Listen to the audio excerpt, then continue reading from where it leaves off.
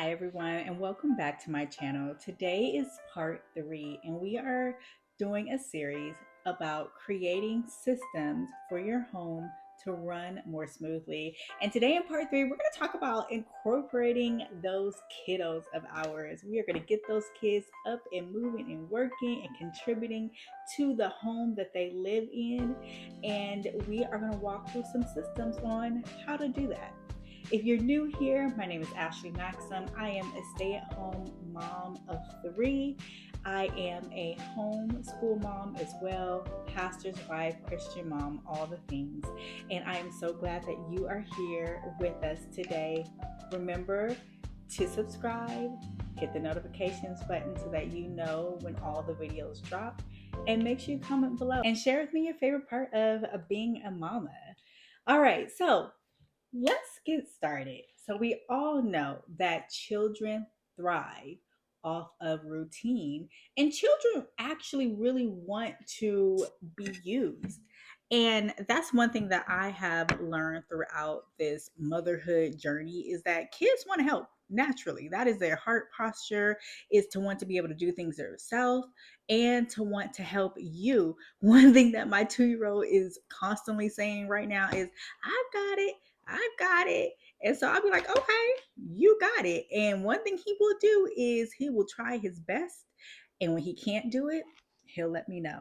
So we're going to talk a little bit about how to jump on that wagon of, hey, these kids want to help. Let's let them help. So, as we walk down these systems, I want us to first think about the Bible verse. I always come here because it helps me to remember my task as a mother, which is train up a child in the way he should go, and when he is old, he will not depart from it.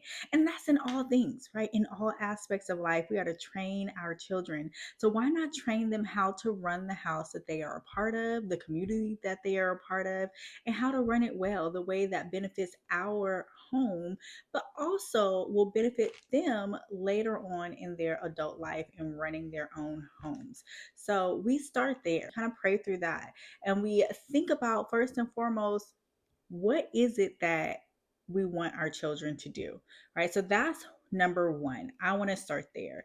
I want you as mom to first think about what are some of the tasks that are on your plate that can be passed to your children, that your children can learn how to do.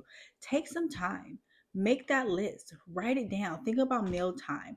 Think about laundry. Think about cleaning the bathroom. Think about cleaning the living room. Think about their bedrooms. What is it that they can do on their own to help take tasks off your plate, but also to help develop that skill of keeping their spaces tidy and contributing to the home? Once you make that list for yourself and for your home, now I want you to make a list for each of your children. And I will show you the list that I have made for each of my children. So I first title the list with their name and every task that I want them to get done. I put a picture next to it. So, for instance, for my oldest, my 6 year old, he has a morning task. He has a chores list, things that he is supposed to get done before he does any type of video games, playing, anything like that. And on the list, every chore has a picture. So it's a list and legend, right? So if I say I want him to make his bed, there is a bed next to make your bed. Because my oldest can't fully read, he can see the picture though. So he can identify exactly what it is that I want him to do and get it done. And I do that for all three of my kids. Every list that I make, we walk through it, right? So it's going to take some time. It's going to take some patience. It's going to take some practice. It's going to take some routine to get into, but they will learn it. Okay, so that's the second thing that I want you to do is create each list particular to each child. Break those lists down. Have a morning list for them. What are they to do when they wake up in the morning? What are some things that you want them to get done that day? What are some tasks, some chores? Break those down, put pictures next to them. When it's cleanup time, at the end of the day or even midday, what is it that you want them to clean up? Be very, very specific. And I'll give you an example towards the end of the video today of what that may look like. But you want to make sure that you break that list down as well. So you want to make sure that they are picking clothes up off of the floor and putting them into the hamper. Put that on the cleanup list with a laundry basket picture next to it. If you want to make sure that they put their toys in the toy box, put a toy box or a stuffed animal next to put toys in the toy box.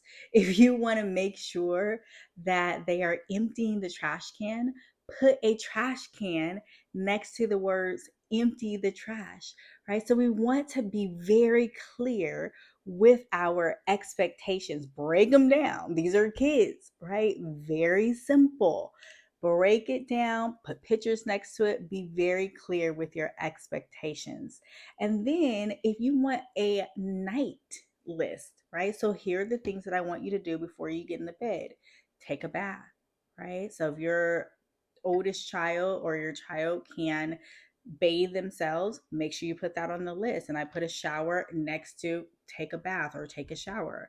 And then put lotion on, right? So put a lotion bottle next to those words. Put lotion on. If you want them to, of course, brush their teeth and remember to do that because for some reason kids forget to do that even though they do it every single day. Put a tooth or toothbrush next to brush your teeth, right? So those are things that you want to make sure you have on your list. Every single thing that you want to make sure it gets done before they go to bed, have them on their list. And then I put their list in their rooms and tape them to the wall. So it's very present. We walk in, I turn to the list, they look at it with me, and we walk through, hey, what is it that you need to do today? What is it that you need to get done before you go to bed? Have you done this? And it keeps them responsible, right? It makes them know that, hey, I have things to do. I'm not going to just play all day, right? I have responsibilities to take care of. Small, but those are small things, small steps that help to build character and responsibility. So, in order for this system of list and legends to work in your home, you have to be consistent, right? And this is hard, especially when you have so much on your own plate. You have multiple kids you are probably trying to wrangle. Be consistent. One thing I have started doing and am constantly working on is stopping what I'm doing. Go to that child, walk through that list, walk through each step. Here is what you are to do right now. Let's go do it. And I sometimes sit there and I supervise, right? Because they need that guidance, right? They're not able to do everything on their own. They need to be reminded, they need guidance. Sometimes they even need help, and that's fine as well, right? But we have to be consistent. No, you're going to pick up the toys. No, you're going to pick up that laundry and put it in your basket. No, we're going to make sure that your shoes are lined up in the closet. And we're going to do this every night. We're going to do this every night before bedtime or midday or whenever you deem necessary. When we get up, no, we're going to walk into the bathroom and we're going to brush our teeth. We're going to get dressed for the day. We're going to put on our deodorant, our lotion. We're going to brush our hair, right? So be consistent with the list and the task and the chores that you want them to do.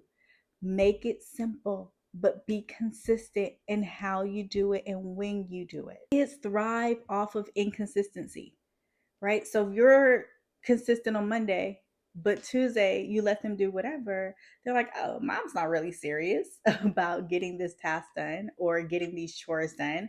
And you are. And sometimes you get busy and things like that. We go through seasons, right, where we can't be as consistent as we want to be. But do your best to be as consistent as you possibly can, especially when you are introducing this new concept of following lists and adding chores to their daily routine. Be consistent. because you want your kids to make sure that they are taking you seriously, right? So we're putting these things into practice so that they become part of our daily lives. This is a hard one. At least for me, it was a hard one. Give eye to eye instruction. Here's what I mean, and here's why. So I am guilty of being in the kitchen, washing dishes, cooking, whatever task I'm doing, and I'm yelling into the other room and telling kids to pick up toys or put crayons away or whatever the task may be. And do you think that they are fully hearing me or paying attention? Absolutely not. Right? Or they're getting minimal instruction, or they're not getting the full instruction, and they're not finishing the task because I am not in there giving them eye to eye instruction. I'm not supervising. So, as we are starting to implement these lists, I have to stop what I'm doing, go in there, look my son, look my daughter into the eye, and say, hey, it is time to clean up. We are going to stop playing. We are going to put away our toys, or we are going to vacuum, or we are going to dust, or we are going to sweep, whatever the task may be. Eye to eye instruction, clear expectations. Okay, so let's put this into practice. I'm going to give you a full day of what it looks like for me to incorporate my children into our daily tasks and chores around the house.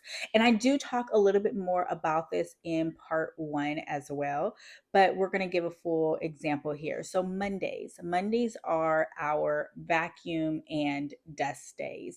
And we rise up really early in the morning because kids get up early and we start our day, right? So we want to make sure that we get our house clean and do the things that we don't really want to do but have to do and get those out of the way. And I'm teaching my kids that, hey, work comes first and then we get to play. Then we get to really enjoy the day because the grungy tasks are out of the way. So we start our day by vacuuming and dusting on Mondays.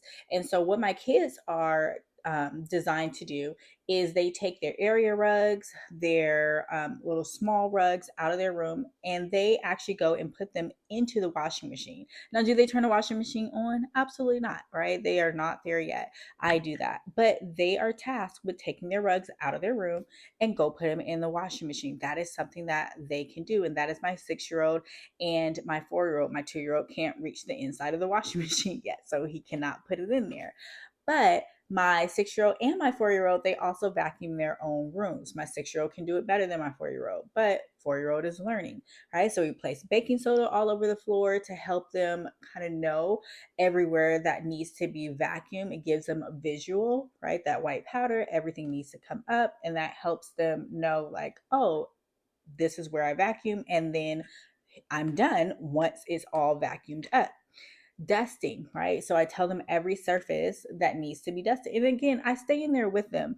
And my 6-year-old is at a place now because he's been doing it for so long now that I don't actually have to stay in there with him.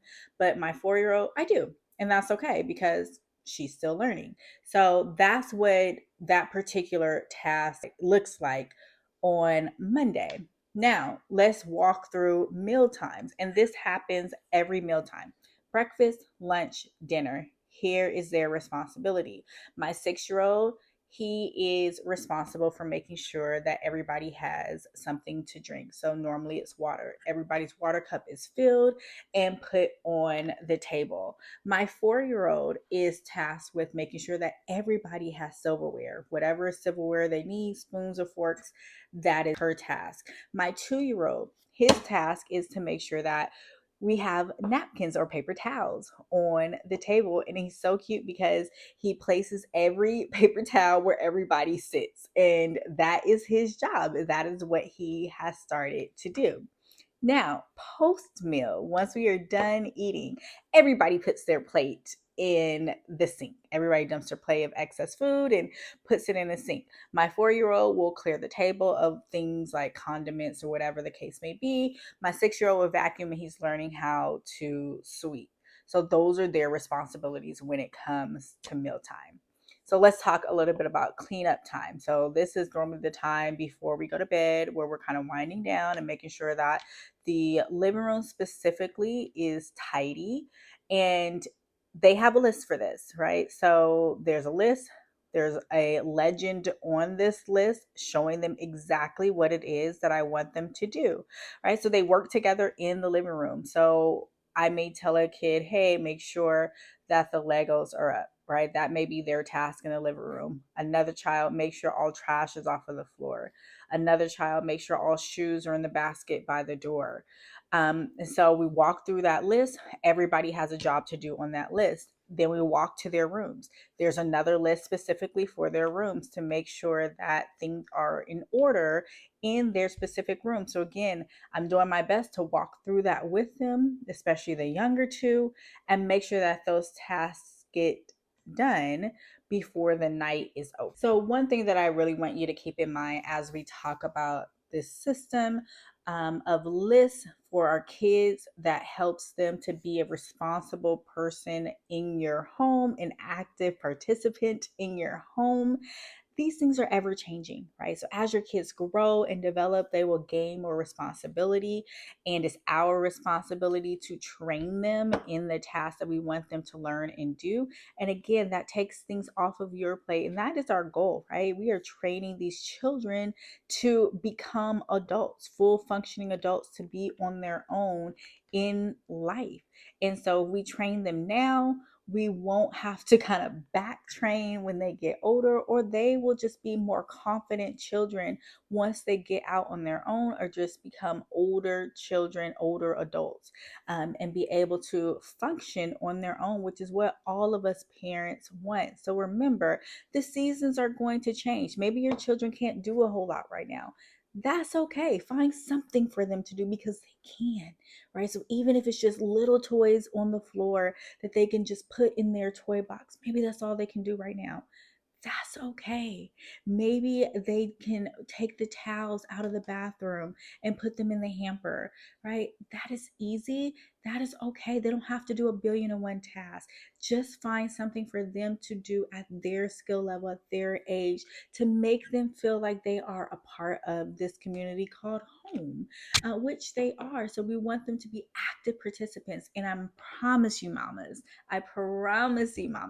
this will start to lower your anxiety, lower your overwhelmedness, to again just help you feel a little bit better about how your home is running. It will give it a much more calm flow, but always, always, always cover it in prayer. Allow the Lord to help you through this because it is tough training a child, training children, running a home.